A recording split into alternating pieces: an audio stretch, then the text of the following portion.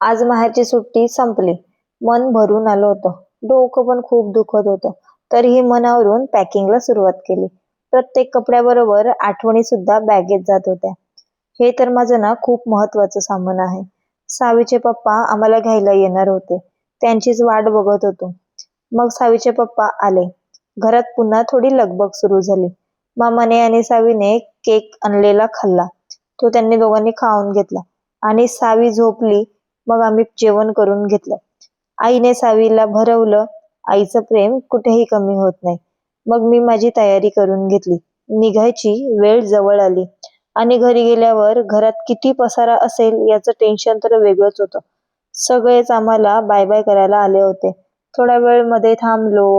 मस्त सूर्यास्त मावळला होता आणि घरी पोचलो तर घरात पसारा केलाय की घर छान आवरून ठेवलंय हे मी तुम्हाला पुढच्या व्हिडिओमध्ये सांगतेच.